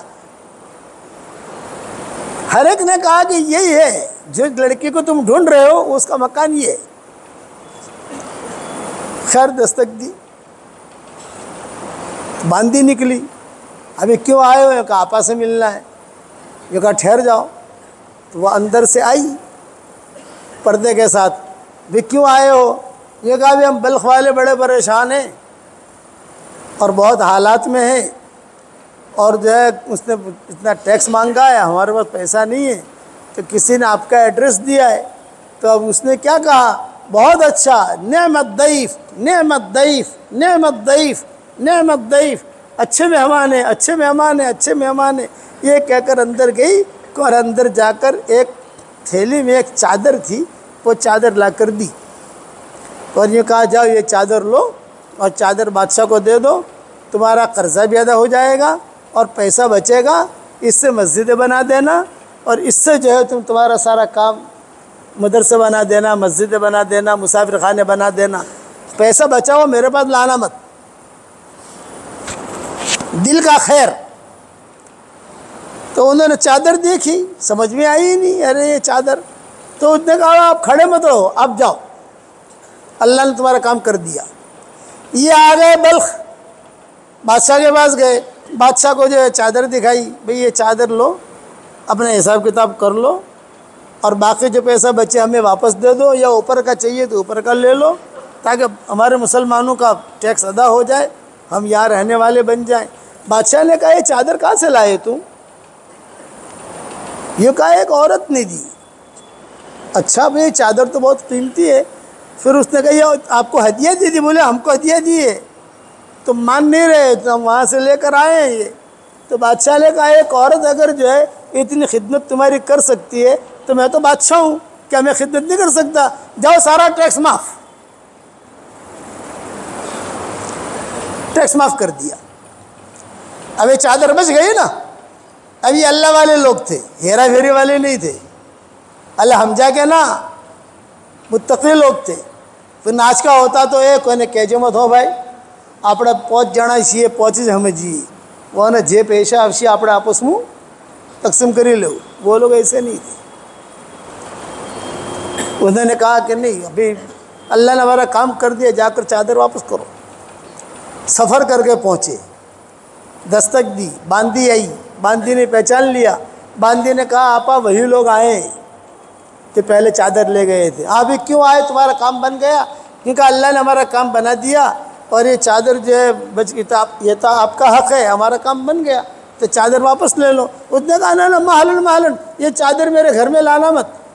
وہ چادر جس پر غیر محرم کی نظر پڑی ہو میرے گھر میں نہیں آ سکتی. کہ اس چادر پر غیر محرموں کی نظر پڑی ہے, اب یہ چادر میرے گھر میں نہیں آ سکتی. اسے لے جاؤ اور اس کو جو ہے یعنی تمہارا کام بن گیا, ٹھیک ہے, اس کو بیچو, پیسے تمہیں بہت ملیں گے, اور جو اس پیسے کے جو مسجد بناؤ, یہ بناؤ, یہ بناؤ. اسی لیے آپ افغانستان جاؤ گے, کچھ علاقوں کے اندر آپ کو مسجد میں لکھا ہوا ملے گا چادر والی مسجد نمبر 1, چادر والی مسجد نمبر 2, سمجھ گئے نا, چادر والی مسجد نمبر 3, چادر والا مدرسہ نمبر 4, چادر والا مسافر خانہ نمبر 5. کئی جو ہے مسافر خانے بنے, کئی یہ بنے, کئی یہ بنے, اور سارے کے سارے جو ہے وہاں آباد ہو گئے. اب اس عورت کا تو انتقال ہو گیا. اب یہ چادر اس کے پاس آئی کہاں, وہ لمبا قصہ ہے. وہ طواف کر رہی تھی, جنات کے بادشاہ کی نظر پڑ گئی, اس پر عاشق ہو گیا, نکاح ہو گیا. مہر بھی دی تھی اس نے جنات کے بادشاہ نے. وہ لمبا قصہ ہے, دوسری مرتبہ اللہ لائے گا تو سنائیں گے انشاءاللہ. اب جو ہے بہت یہ تو مشہور ہو گیا چادر والی. ان یعلم اللہ فی قلوبکم خیرا یؤتکم خیرا. بہت بڑا بادشاہ تھا. اس نے جب دیکھا کہ او ہو ایک عورت کی چادر کی وجہ سے, اس عورت کا نام ہی تھا چادر والی عورت, اور مسجد جہاں کوئی بھی چیز بنتی تو کہتے چادر والی تھی. ایک بڑی مسجد بنائی زبردست، جس نے بادشاہ نے اپنا پیسہ بھی لگایا اور اس کا پیسہ بھی لگا. زبردست مسجد بنائی، بہت زبردست. ہرات ایک علاقہ ہے وہاں افغانستان کے اندر، اس کا نام ہے ہرات. تو ہمارے سفر ہوئے ہیں، کہیں آپ ہرات دیکھو گے تو مجھے بیٹھا ہوا دیکھو گے وہاں بیان کرتے ہوئے. بہت بڑا مجمع جمع ہوتا ہے وہاں ہرات میں. تو یہ ہرات جو ہے بہت بڑی مسجد بنائی، جامع مسجد اس نے، اور اس پر چادر، اس بادشاہ کا بھی نام، اس کا بھی نام. تو لوگوں نے کہا کہ بادشاہ سلامت، اتنی زبردست مسجد تم نے بنائی ہے اور امام رکھا ہے تھرڈ کلاس، تو قرآن پڑھنا بھی نہیں آتا اسے، اور بڑے بڑے عمرا، بڑے بڑے وزراء سب جو ہے اس کے پیچھے نماز پڑھتے ہیں. تو امام ذرا اتنی بڑی مسجد بنائی تو امام بھی تو ایسا ہونا چاہیے نا بھئی. بڑی مسجد ہو، جامع مسجد ہو، بڑی مسجد ہے، تو امام، اس کی آواز، اس کا علم، اس کا قرآن پڑھنا، اس کا تقویٰ ایسا ہونا چاہیے. تو یہ امام ٹھیک نہیں ہے. تم جو ہے نا امام راضی کو بلاؤ. امام راضی اس زمانے میں زندہ تھے، جو تفسیر کبیر لکھی ہے جنہوں نے. تم جاؤ ان کو بلاؤ. چنانچہ بادشاہ اپنے فوج کو لے کر امام راضی کے پاس پہنچا. امام راضی جب بیان کرتے تھے تو پورا کے پورا شہر خالی ہو جاتا تھا، کوئی بھی شہر میں ہوتا نہیں تھا. 100% مرد و عورتیں ان کے بیان میں ہوتے تھے، 100% تفسیر سنتے تھے. اور جب وہ تفسیر پوری ہو جاتی تھی، دعا ہو جاتی تھی، تو وہ بازار کھلتا تھا. کپڑے کا بازار کھل رہا ہے، سونے کا بازار کھل رہا ہے، ہیرے جواہرات کا بازار کھل رہا ہے، سب لوگ آ جاتے تھے. بادشاہ جو ہے وہاں پہنچا. بادشاہ نے دیکھا کہ ارے بازار میں کوئی ہے ہی نہیں. تو کسی نے کہا تفسیر چل رہی ہے امام صاحب کی. تو بادشاہ پیچھے آ کے بیٹھ گیا. لوگوں نے دیکھا، ارے بادشاہ سلام، بادشاہ آیا. تو امام راضی کے کان میں کہا کہ بادشاہ آیا ہے آپ کے بیان میں. تو امام راضی نے بھی تفسیر مختصر کی، بادشاہ آیا ہے، بادشاہ کا تو اکرام کرنا چاہیے. تو امام راضی کھڑے ہو گئے، بادشاہ بھی سامنے سے آ گیا، معانقہ کیا، بٹھایا. کیسا آنا ہوا آپ کا؟ تو بادشاہ نے کہا کہ حضرت میں آپ کو دعوت دینے آیا ہوں، اور یہ کہ میں نے مسجد بنائی ہے، تو میں چاہتا ہوں کہ آپ وہاں کے امام بن جائیں، وہاں سنبھال لیں اس کو. اور بہت بڑی مسجد ہے، بہت بڑا مجمع آتا ہے وہاں. تو میں چاہتا ہوں کہ کوئی کوالٹی والا امام ہو، تو آپ کو لینے آیا ہوں. بادشاہ نے کہا نہیں، میں نہیں آؤں گا. وہ امام صاحب نے کہا میں نہیں آؤں گا. بادشاہ نے کہا کہ حضرت میں اتنے دور سے لینے آیا ہوں، کا نام ہے، میرے لیے تو یہی ٹھیک ہے، میں اپنے یہی لوگوں کو پڑھاتا ہوں، یہی ٹھیک ہے. ان کے خاص شاگرد تھے، جیسے امام ابو حنیفہ کے 50 شاگرد خاص تھے. 50. پہلے نمبر پر ابو یوسف تھے، 19ویں نمبر پر عبداللہ ابن مبارک تھے. ان کا 19واں نمبر تھا. پہلے نمبر پر ابو یوسف، دوسرے نمبر پر امام محمد، بعد میں ایسے چلتا تھا. عبداللہ ابن مبارک کا 19واں نمبر تھا. اسی طریقے پر امام راضی کے بھی خاص شاگرد تھے جن پر ان کو اعتماد تھا. تو انہوں نے کہا کہ میرے شاگرد یہ ہے، میں ان کو سبق پڑھاتا ہوں اور میرا کام بھی چلتا ہے کتاب لکھنے کا، تب سے میں نہیں آؤں گا، منع کر دیا. اب بادشاہ بڑا پریشان. تو جو خادم ہوتے ہیں نا، خادم یہ بہت ہوشیار ہوتے ہیں. تو کچھ خادم رات کو چلے گئے بادشاہ کے پاس، اور بادشاہ کو جا کر کہا کہ دیکھو یہ امام صاحب جو ہے آپ کے یہاں نہیں آئیں گے، لیکن امام صاحب کو لے جانا چاہتے ہو؟ کہا ارے ہاں بہت اچھا بھائی، امام صاحب آ جاویں تو 4 چاند لگ جائیں گے ہمارے یہاں. کہ امام صاحب کو لے جانے کی ایک ہی ترتیب ہے. یہ کہ کیا ترتیب ہے؟ یہ کہ امام صاحب سے کہو کہ امام صاحب میں نے مسجد بنائی ہے بہت، اور قبلہ بنایا ہے، لیکن لوگ قبلے میں اختلاف کر رہے ہیں. کچھ کہتے ہیں کہ یوں قبلہ ہے، کچھ کہتے ہیں کہ یوں قبلہ ہے، کچھ کہتے ہیں کہ یوں قبلہ ہے. اب آپ جیسا آدمی آئے گا تو لوگ متفق ہوں گے، آپ جیسا آدمی نہیں آئے گا تو لوگ لڑتے رہیں گے. یہ کہو، امام صاحب تیار ہو جائیں گے. دوسرے دن یہ پھر آ گیا، کہا امام صاحب وہ مسجد بنائی ہے، لوگ قبلے میں اختلاف کرتے ہیں اور آپ کا آنا ضروری ہے تو یہ متفق ہوں گے. امام صاحب نے کہا ہاں بھی، اگر قبلے میں اختلاف ہے میں سفر کروں گا، لیکن ایک شرط ہے. کہ کیا شرط؟ میرے شاگردوں کو لے کر آؤں گا تاکہ میں رستے میں سبق پڑھاتے پڑھاتے وہاں تک پہنچوں. میرے گھر والے ہوں گے تاکہ میں جو ہے یعنی خالی ہاتھ نہیں ہوں گا، میری بیویاں ہوں گی، بچے ہوں گے، بچیاں ہوں گے، سب لوگ ہوں گے. پھر ہم جو ہے وہاں آ کر آپ کا قبلہ دیکھیں گے کیا صحیح ہے کیا غلط ہے. بہت اچھا. یہ تو بادشاہ تھا. سفر ہوا, پورے ملک میں اعلان ہوا, امام صاحب آ رہے, امام صاحب آ رہے, امام صاحب آ رہے ہیں. کئی دنوں کے بعد وہاں پہنچے. جب وہاں پہنچے تو امام صاحب نے جو ہے مسجد میں نماز پڑھانی شروع کی. 1 ہفتے تک نماز پڑھائی, کوئی آیا نہیں, اس لیے کہ کوئی اختلاف تو تھا ہی نہیں. تو امام صاحب نے کہا رہے تم مجھے یہاں لائے ہو, یہاں مولویوں میں اختلاف ہے, کوئی کہتا ہے کہ قبلہ یوں ہے, کوئی کہتا ہے قبلہ یوں ہے, کوئی کہتا ہے قبلہ یوں ہے. میں 10 دن سے نماز پڑھا رہا ہوں, کسی نے اختلاف تو کیا نہیں. تو بادشاہ نے کہا کہ حضرت آپ کے آنے پر سب متفق ہو گئے. تو امام صاحب نے کیا کہا, جب سب متفق ہو گئے تو کام ہو گیا, اب مجھے واپس بھیجو بھائی, واپس جا رہا ہوں. تو میرے خادم آئے, کیونکہ جہاں امام صاحب رہتے تھے وہاں فاتح ہوتے تھے, وہاں کھانا اتنا نہیں ہوتا تھا.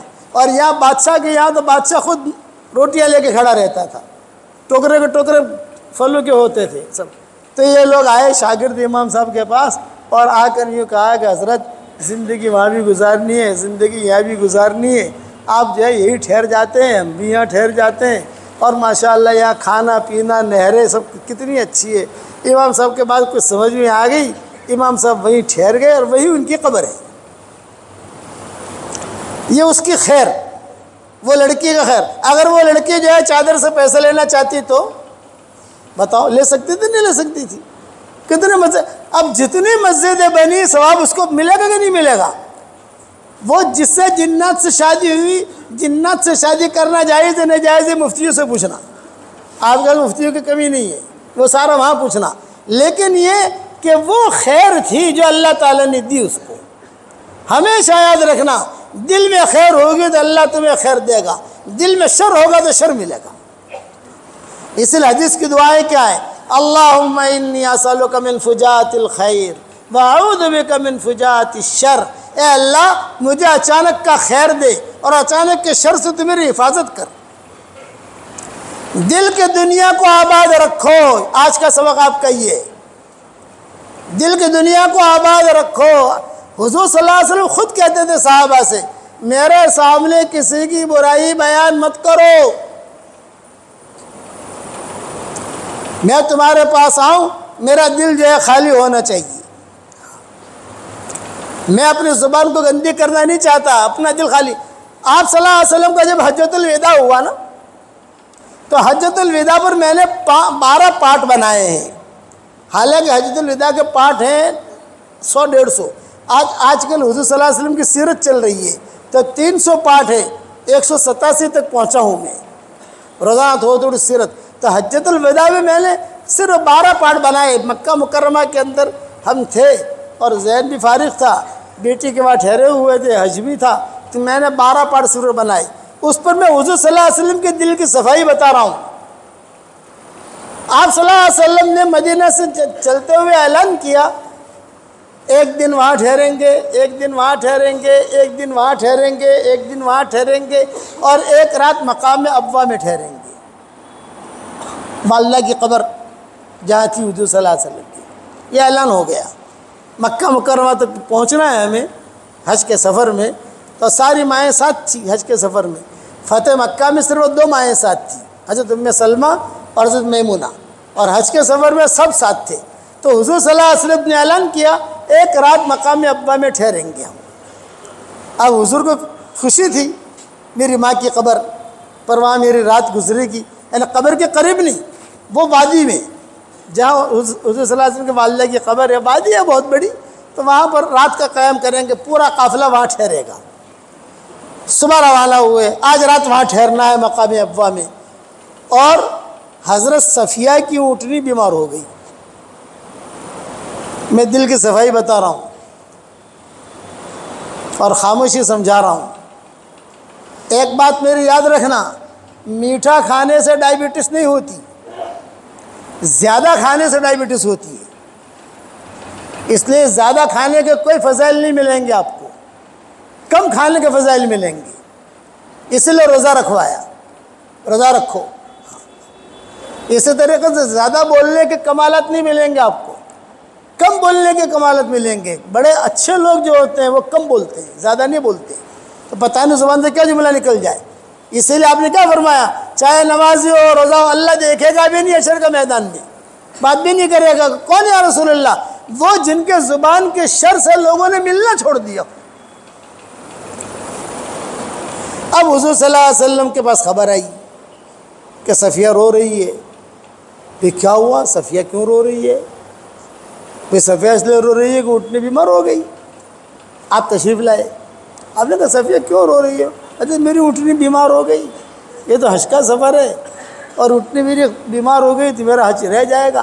آپ نے فرمایا صفیہ اتنا بڑا مجمع ساتھ ہے, کوئی تمہیں اٹھنے نہیں دے گا, ام المومنین ہو تم. خیر لیکن صفیہ جو ہے جذبات میں رہی. حضور نے اپنے ہاتھوں سے صاف کیا, آنسو صاف کیے, لیکن جتنا حضور سمجھاتے ہیں مائیں سمجھاتی ان کی آواز نکلنے لگی حضرت صفیہ کی. تو حضور صلی اللہ علیہ وسلم نے اعلان کیا بھئی صفیہ تو جو ہے جذبات میں آ گئی ہے, چلو ایک کام کرو, سفر کینسل, اب ملتوی, آگے نہیں جانا, آج یہیں ٹھہر جاؤ. آج رات ٹھہرنا کہاں ہے؟ مقام ابوا میں. حضور کو خوشی تھی کہ آج میری ماں کی قبر کے قریب میدان کے اندر میں ٹھہروں گا, بہت خوشی تھی حضور کو. اور آپ نے جو ہے حضرت صفیہ کی وجہ سے سفر بھئی آج نہیں, آج رات یہیں ٹھہریں گے, بھئی چلو خیمے لگاؤ, یہ لگاؤ, کھانا پکاؤ, یہ پکاؤ, وہ پکاؤ. معاملہ حضرت صفیہ بھی خاموش ہو گئی, سب کچھ ہو گیا. اور حضرت صفیہ سے حضور نے کہا تمہارا حج انشاءاللہ ہوگا, تم فکر مت کرو, تمہاری اٹھنی بیمار ہو گئی تو اور بہت اٹھنی ہے, آپ کے لیے اٹھنے کا انتظام میں کروں گا, یہ آپ نے فرمایا. اب خدا کی شان, آپ صلی اللہ علیہ وسلم حجۃ الوداع میں جب تھے تو مغرب کی نماز کے بعد الگ الگ ماں کی باری ہوتی تھی خیمے میں جانے کی.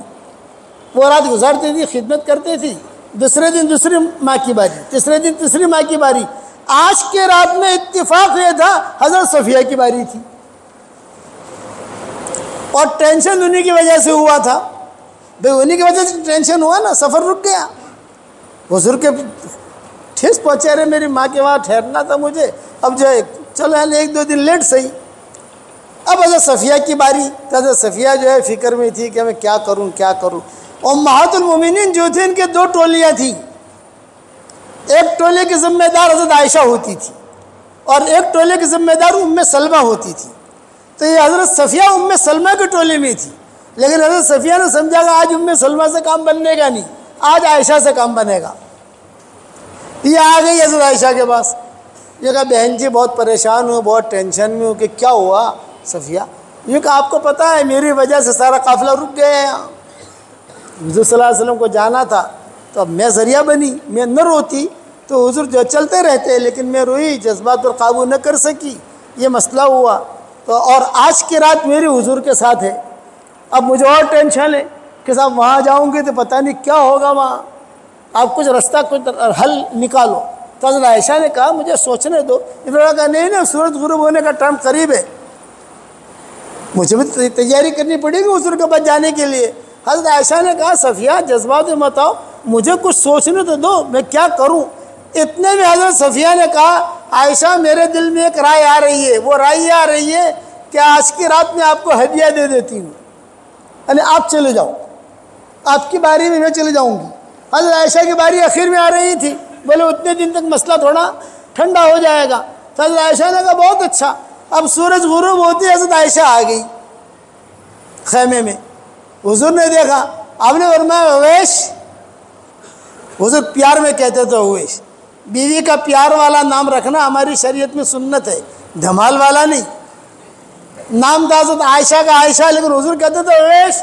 کبھی فرماتے تھے عائش, کبھی فرماتے تھے حمیرہ, کبھی فرماتے تھے صدیقہ, کبھی فرماتے تھے عفیفہ, یہ فرماتے تھے حضور. آپ نے فرمایا اویش آج تمہاری باری تو نہیں ہے, تم کیسے آ گئی؟ تو حضرت عائشہ نے کہا ذالک فضل اللہ یؤتیہ من یشاء, یہ تو اللہ کا فضل, اللہ جسے چاہے دے. یہ صفیہ نے مجھے بھیج دیا, تمہیں آ گئی, بہت اچھا. اب حضرت عائشہ, حضرت صفیہ نے کہا تھا پوری رات تمہاری رہے گی, تو ذرا حضور کو سمجھا کر خوش کر دینا. حضرت عائشہ کہتی تھی پوری رات میں حضور کے پاس رہی, ایک جملہ بھی حضور نے حضرت صفیہ کے متعلق کہا نہیں ہے. یہ اخلاق تھے. آج صفیہ نے یہ کیا, آج صفیہ نے یہ کیا, میں یہاں ٹھہر گیا, یہ نبی کے اخلاق. اور اگر ہمارا مسئلہ ہوتا تو آسمان نیچے زمین اوپر. اب حضرت صفیہ کو فکر، حضرت صفیہ حضرت ہارون علیہ السلام کی اولاد میں سے تھی. گوری نسل، یہ گوری نسل ہے نا، گوری نسل جو دنیا میں چل رہی ہے یہ اس نسل میں سے تھی یہ، اور حضرت ہارون کے اولاد میں سے تھی یہ، بہت خوبصورت تھی. تو حضرت صفیہ کو ایک ہی فکر کہ صبح ہوتے ہی میں عائشہ سے پوچھوں گی ایوری تھنگ از اوکے. سمجھ گئے نا، بے سب اوکے ہے نا، گڑبڑ تو نہیں. جب صبح ہوئی اور الرحیل الرحیل الرحیل، چلو بھی سفر شروع کرو. حضرت صفیہ بھاگے حضرت عائشہ کے پاس آئی، یہ کہا بہن جی سب ٹھیک ہے. حضرت عائشہ نے کہا حضور نے تیرا نام تک نہیں لیا، کچھ پوچھا نہیں حضور نے، آج یہ کیا، بلکہ حضور صلی اللہ علیہ وسلم نارمل موڈ جو ہوتا ہے نارمل اس طریقے سے حضور رہے. اس لیے تیرا معاملہ کلیئر ہو گیا، اب چلتی جا اور حضور کو خوش کرتی جا، بس ختم ہو گئی بات. یہ اخلاق ہے ہمارے ہیں، مجھے اتنا بتا دو، یہ اخلاق ہیں. دل کی صفائی ضروری ہے. مغرب کی نماز ہم نے پڑھی، دل کے کچرے کے ساتھ قبول نہیں. دعا مانگیں گے قبول نہیں. نیکیاں لے لو بھائی، نیکیاں آپ نیکیاں لے لو، نیکیاں لینے میں کوئی حرج نہیں ہے. ہم قبول نہیں کریں گے، قبول تو اس کا کریں گے جس کا دل پاک صاف ہو. اسی لیے حضرت عمر روتے تھے کہ اے اللہ میری رعیت بڑھ گئی، میں کہاں جاؤں گا اے اللہ. اور جس کا دل صاف ہوتا ہے نا، اللہ اس کے دل کی دنیا کی رہبری کرتا ہے. یہ میری نصیحت یاد رکھنا، جس کا دل صاف ہوگا، پاک صاف ہوگا، اس کے دل کی دنیا کے اللہ رہبری کرے گا. حضرت عمر کے زمانے میں خواب دیکھا حضرت علی نے.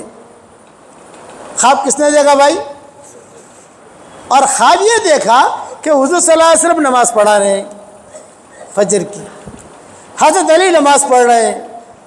زمانہ حضرت عمر کا، جب حضور نے کہا السلام علیکم ورحمۃ اللہ، السلام علیکم ورحمۃ اللہ، تو ایک لڑکی آئی 12-13 سال کی، کھجوریں لے کر حضور کے سامنے رکھ دی.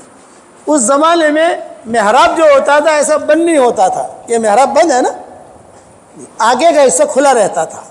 حضرت عمر جب شہید ہوئے ہیں تو تب جا کر یہ محراب بند ہونا شروع ہوا.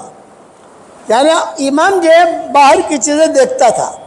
حضور کی حیات ہی تک، صدیق اکبر کی حیات ہی تک محراب کھلا ہوا ہی رہتا تھا. یہ محراب جو ہے امام جو ہے دیکھتا تھا تو لوگ بھی آتے جاتے کہ امام دیکھتا تھا، سب کچھ ہوتا تھا. حضرت عمر کو جس نے مارا ہے اس نے اسی طریقے سے مارا، چپکے سے آ گیا وہ. تب سے جو ہے بادشاہوں نے اس پر دیواریں کرنی شروع کر دی تاکہ جو ہے امام کی حفاظت ہو سکے.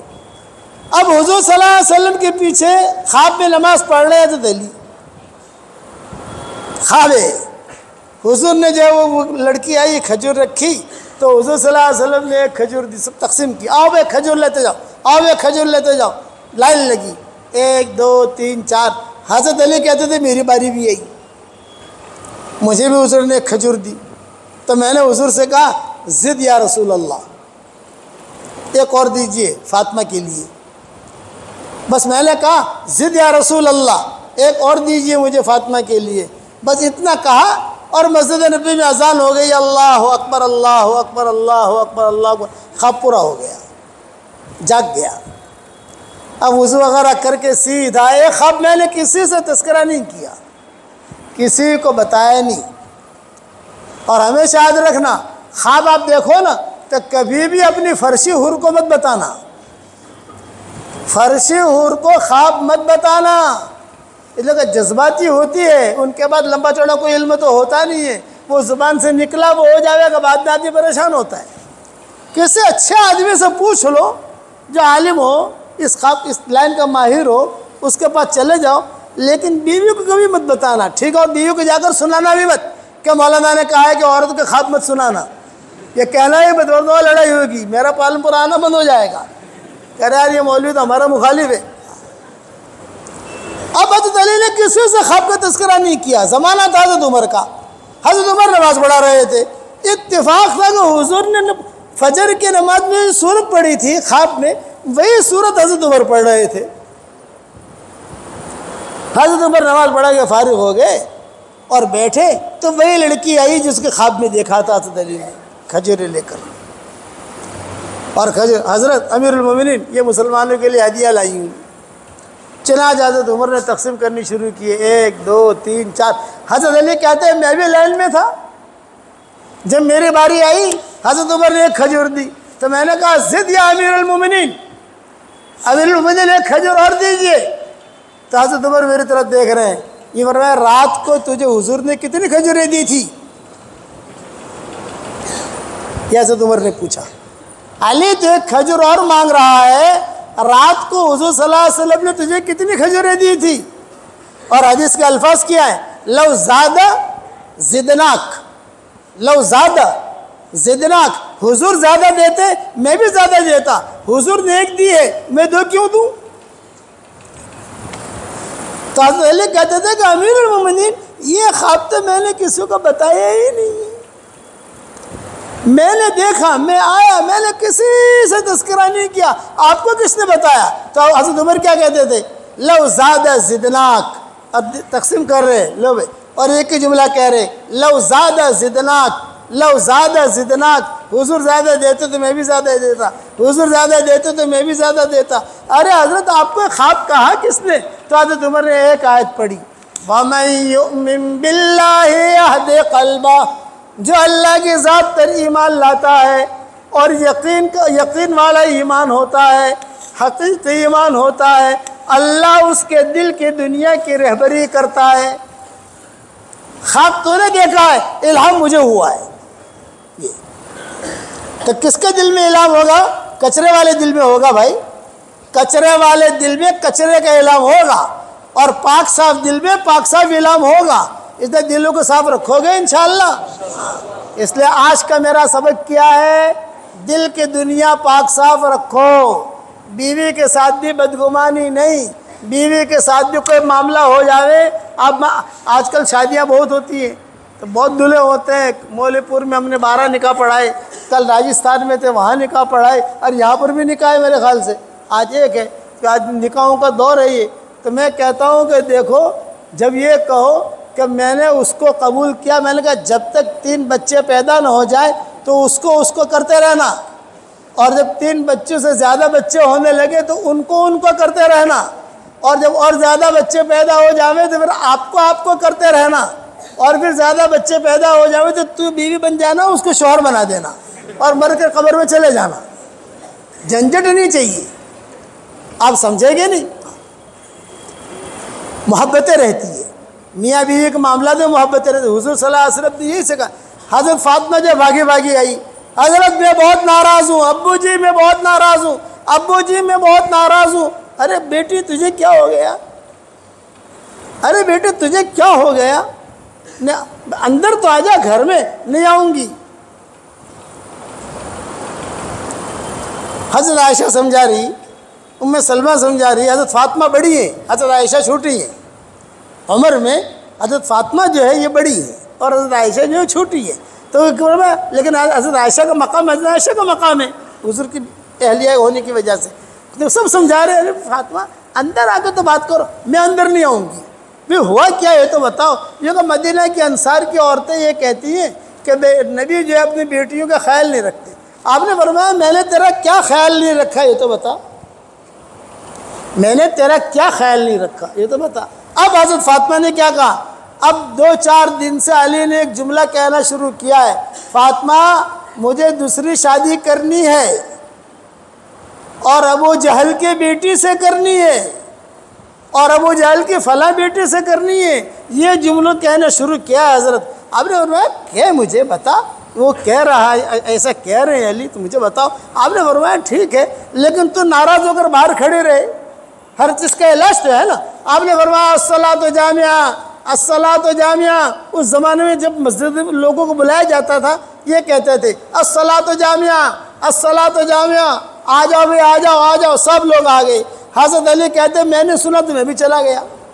اب حضور ممبر پر بیٹھے اور ممبر پر بیٹھ کر حضرت فاطمہ کے فضائل بیان کیے۔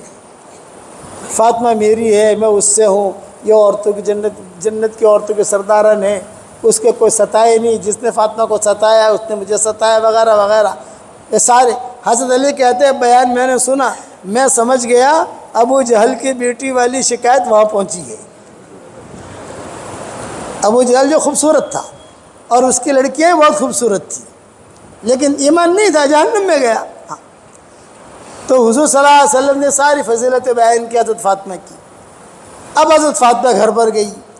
حضرت علی نے دروازہ کھولا تو حضرت علی نے دروازہ کھولتے ہی کہا فاطمہ مجھے شادی نہیں کرنی, مجھے تو شادی نہیں کرنی, تو ہی ہے تو ہے. حضرت فاطمہ نے کہا میرے ہوتے ہوئے شادی مت کرنا, میں جب مروں گی تمہاری منگنی کر کے جاؤں گی. چنانچہ ایسا ہی ہوا.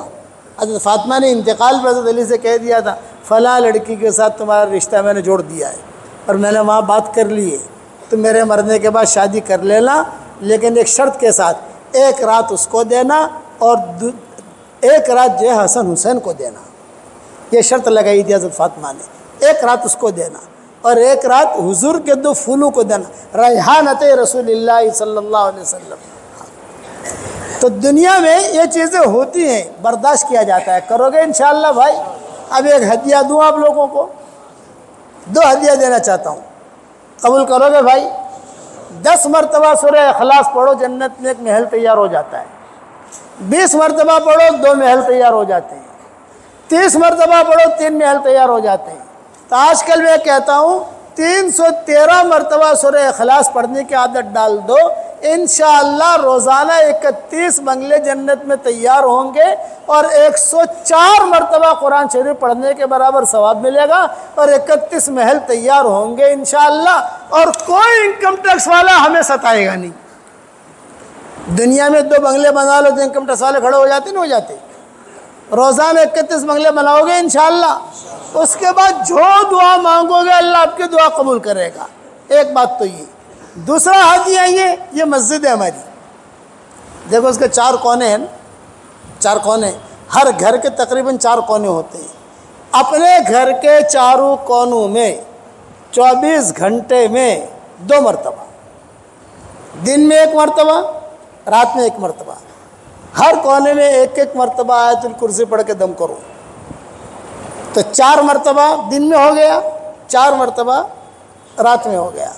اس کا فائدہ یہ ہوگا انشاءاللہ کہ جنات, جادو اور سحر, زہر, نظر, ان سب سے اللہ حفاظت کرے گا اور حلال مال و منال بھی اللہ بہت دے گا.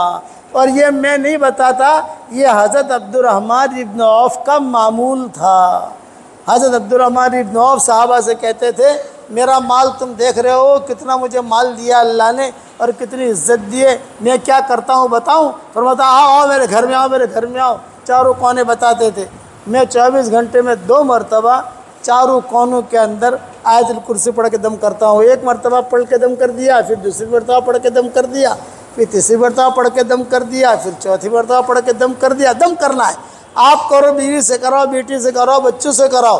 اس کے فضائل بہت, آیت الکرسی کا فضائل تو صحیح حدیث میں بہت ہے, لیکن یہ ترتیب عبد الرحمن ابن عوف کی تھی. اور کہتے تھے کہ اللہ نے مجھے یہ چیز سکھائی ہے, مجھے اللہ نے الہام کیا ہے.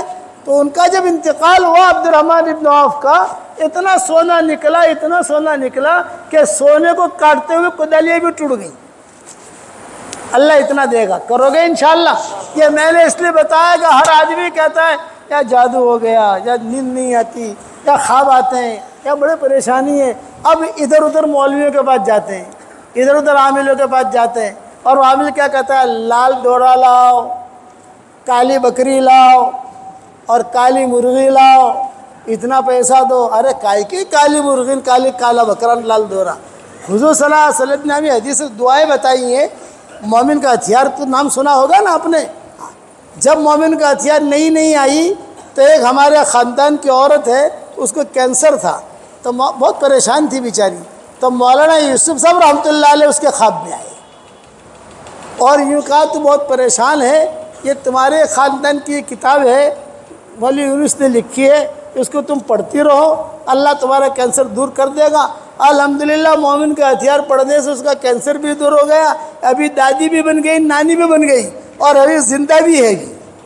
اور مومن کا ہتھیار آئے ہوئے 15-20 سال ہو گئے. یہ مولانا یوسف صاحب رحمۃ اللہ علیہ نے کہا تھا.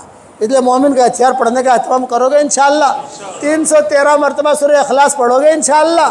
اچھا, اب ہمارا دعوت کا کام سدا بہار ہے کہ نہیں؟ دعوت کا کام اللہ کے لیے کرنا ہے, پکنک کے لیے نہیں. گھومنے پھرنے کے لیے نہیں، ذمہ داری ہے، ذمہ داری سمجھ کے کرنا۔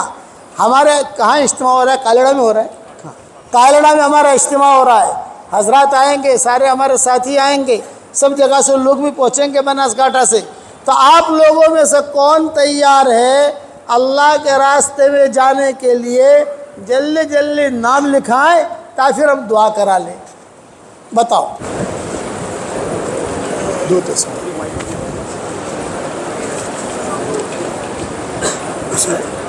اس میں نہیں ہے، جو ہو دے دو، یہ لے لو۔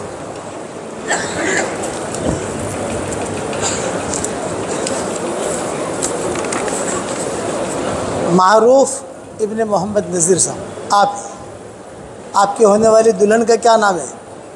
نصرت، بڑا یاد ہے نام آپ کو، ماشاءاللہ، واہ۔ نصرت بنت عبد الکریم۔ عبد الکریم کون ہے؟ آپ کے چچا ہیں۔ تو ابا کہاں ہیں؟ اس کے لڑکی کا ابا کہاں ہے؟ لڑکی کے ابا کہاں ہے؟ عبد الکریم بھائی کہاں ہے؟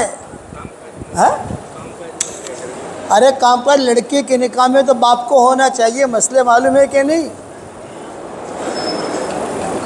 باپ جو ہے وہ ولی ہوتا ہے۔ یہ پتہ نہیں ہے پالنپور کے علاقے میں کیا ہے یار، اتنے مولوی ہیں، اتنے مفتی ہیں یہاں پر۔ آ جاؤ عبد الکریم بھائی، آپ کو رہنا چاہیے آگے، عجیب آدمی ہو یار۔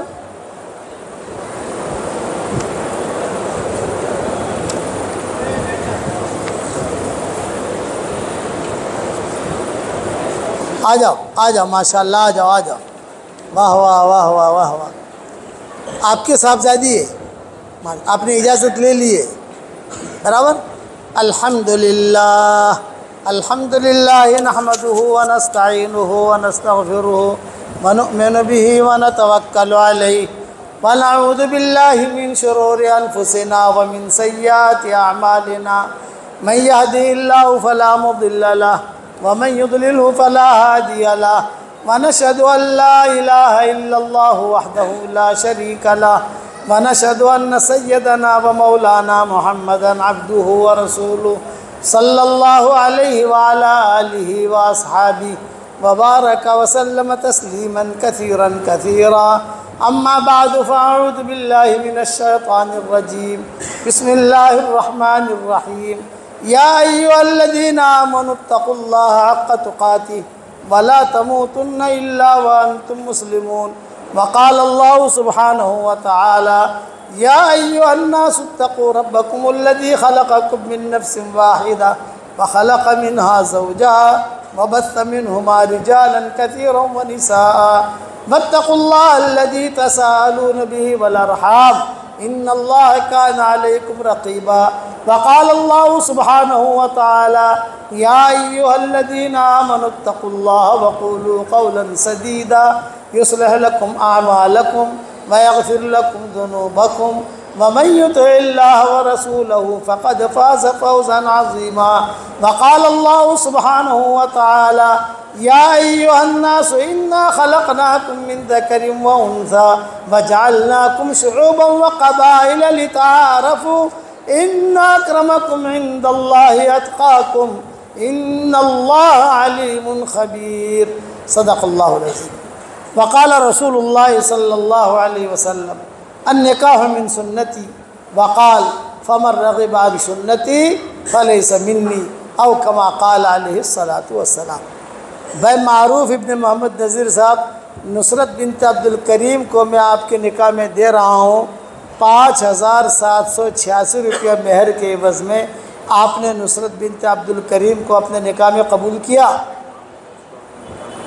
تھوڑا زور سے کہو۔ میں نے اس کو اپنے نکاح میں قبول کیا۔ بارک اللہ لکم واجمع بینکم ہدیہ لو۔ یہ 2 تسبیح آپ کو ہدیہ دے رہا ہوں، ایک تسبیح آپ کی ہے، ایک تسبیح آپ کی بیگم کی ہے، اور دونوں الگ الگ رنگ کے دے رہا ہوں تاکہ الجھو نہیں۔ کہا تمہاری سے تمہاری سے ہماری سے تمہاری سے ہم جو کہ نا تو کہا پیر صاحب نے دی ہے، اور یہ کہ اس پر جو ہے جتنا ہو سکے سورہ اخلاص پڑھتے رہنا، چلتے رہنا۔ یہ میری تسبیح کا نام ہے جاندار، شاندار، مالدار، دیندار، ایماندار، 5 نام ہیں۔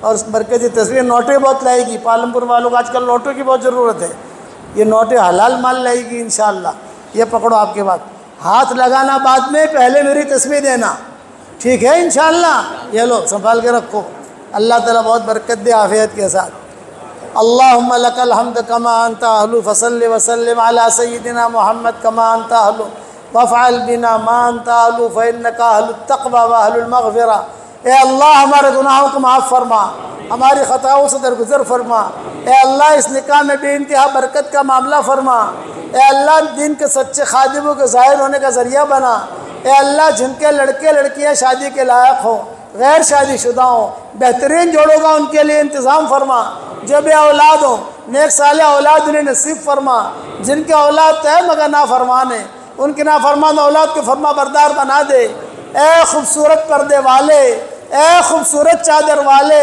ہمارے عیبوں پر پردے ڈال دے ہمیں مستفید الاخیار میں شامل فرما دے اے اللہ میری تشکیل پر جو روزانہ 313 مرتبہ سورہ اخلاص پڑھنے کی عادت ڈالے اور 313 مرتبہ درود شریف پڑھنے کی عادت ڈالے اور 313 مرتبہ استغفار پڑھنے کی عادت ڈالے اے اللہ اس کی ساری دعاؤں کو قبول فرما اس کی ساری پریشانیوں کو دور فرما اور اس کی ساری ضرورتوں کو پورا فرما اے اللہ پورے پالمپور والوں کو قبول فرما پورے پالمپور کے چمن کو آباد فرما پالمپور کے مردوں کو قبول فرما پالمپور کی عورتوں کو قبول فرما پالمپور کے بچے بچیوں کو قبول فرما پالمپور کی زمین کو قبول فرما اے اللہ ہمارے ماں باپ کی مغفرت فرما پالمپور میں جن لوگوں نے محنتیں کی ہو تو ان کو قبول فرما اے اللہ ہمیں مانگنا نہیں آتا مگر تجھے دینا تو آتا ہے اپنے کرم سے عطا فرما اپنے فضل سے عطا فرما اور اپنے فضل و کرم سے ہماری ساری دعاؤں کو قبول فرما سبحان ربک رب العزت عما یصفون وسلام علی المرسلین والحمد للہ رب العالمین بھائی میں سلام کروں سلام کا جواب دو مصافحہ نہیں کروں گا السلام علیکم ورحمۃ اللہ وبرکاتہ